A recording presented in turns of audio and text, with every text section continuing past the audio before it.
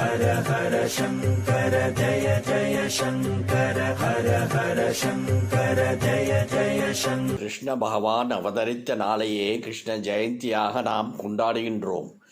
இந்த நாளில் பகவான் கிருஷ்ணரை வழிபடுவது வழக்கம். கிருஷ்ணரின் குழந்தை வடிவத்தை வழிபட்டால் அனைத்து விதமான நலன்களும் கிடைக்கும். வீட்டில் எப்பவும் குறைவில்லாத மகிழ்ச்சி நிலவும் என்பது நம்பிக்கை. 2024ஆம் ஆண்டு வரும் கிருஷ்ண ஜெயந்தி பல வகையிலும் சிறப்பு வாய்ந்த ஒரு நாளாக அமைகிறது.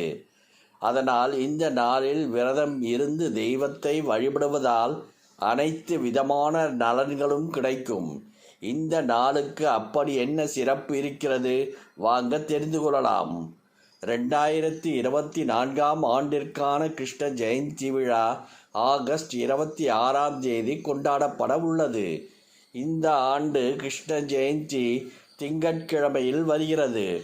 வழக்கமாக ஆவணி மாத தேய்பிறையில் வரும் அஷ்டமி திதியும் ரோஹிணி நட்சத்திரமும் இணைந்த நாளைத்தான் கிருஷ்ண ஜெயந்தியாக நாம் கொண்டாடுவது உண்டு. கிருஷ்ணரின் அருளை பெறுவதற்காக இந்த நாளில் அனைவரும் தங்களின் வீடுகளில் கிருஷ்ணர் எழுந்தருளி உள்ளதாக பாவித்து பூஜை செய்து வழிபடுவார்கள். இந்த ஆண்டு கிருஷ்ண ஜெயந்தி அன்று செய்யும் தெய்வ வழிபாட்டினால் கிருஷ்ணரின் அருள் மட்டுமல்ல, பல தெய்வங்களின் அருள் கிடைக்கும். இதனால் எப்படிப்பட்ட துன்பமாக இருந்தாலும் விலகும். உங்களின் வேண்டுதல்கள் அனைத்தும் நிறைவேறும். பொதுவாக கிருஷ்ண ஜெயந்தி விரதம் என்பது குழந்தை வரம் வேண்டுபவர்களுக்கு அருளும் திருநாளாகும். இந்த நாளில் சந்தான கிருஷ்ணரை வழிபட்டால், வீட்டில் சந்தான கிருஷ்ண ஹோமம் நடத்தினால் அடுத்த ஆண்டு கிருஷ்ணன் ஜெயந்திக்குள் கண்ணன் வந்து குழந்தையாக பிறப்பான் என்பது ஐதீகம். குழந்தை வரம் தரும் கிருஷ்ண ஜெயந்தி இந்த ஆண்டு கிருத்திகை நட்சத்திரத்துடன் இணைந்து வருகிறது. ஆகஸ்ட் 26ஆம் தேதி இரவு 9 மணிக்கு பிறகுதான் ரோஹிணி நட்சத்திரம் துவங்குகிறது. கிருத்திகை முருகப்பெருமானுக்குரிய விரத நாளாகும். கிருத்திகை சஷ்டி இரண்டுமே குழந்தை வரம் வேண்டுபவர்களுக்கு கடைபிடிக்கும் விரதமாகும். அதனால் இந்த ஆண்டு கிருஷ்ண ஜெயந்தி அன்று விரதம் இருந்தால் கிருஷ்ணரின் அருள் மற்றும் முருகப்பெருமானின் அருளால் நிச்சயம் குழந்தை பாக்கியம் கிடைக்கும்.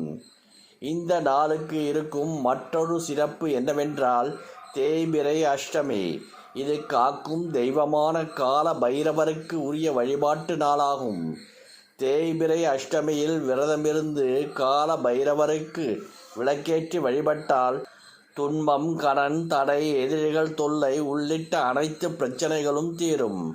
அதோடு இது சிவபெருமானை வழிபடுவதற்கு உரிய திங்கட்கிழமையில் வருகிறது. சிவபெருமான் தீமைகள் மற்றும் பாவங்கள் அழித்து இன்பங்கள் வழங்கக்கூடிய ஒரு தெய்வமாகும். இதனால் இந்த ஆண்டு வரும் கிருஷ்ண ஜெயந்தி தவறவிடக்கூடாத அற்புதமான நாளாகும். இந்த நாளில் விரதமிருந்து பக்தியுடன் வழிபட்டால் கிருஷ்ணர், முருகன், பைரவர், சிவன் ஆகிய தெய்வங்களின் அருள் நமக்கு கிடைக்கும். பொதுவாகவே தேய்பிறை அஷ்டமி வழிபாடு பிரச்சனைகளை தேய்ந்து போக வைக்கக்கூடியது என்று சொல்வார்கள். அதிலும் இந்த ஆண்டு பல தெய்வங்களின் அருளை பெறுவதற்குரிய நாளும் ஒரே நாளில் ஒன்று கூடி அமைந்துள்ளது. இதுபோல் அமைவது மிகவும் அபூர்வமானதாகும். ஹர ஹர சங்கர ஜய ஜய சங்கர ஹர ஹர சங்கர ஜய ஜய சங்கர.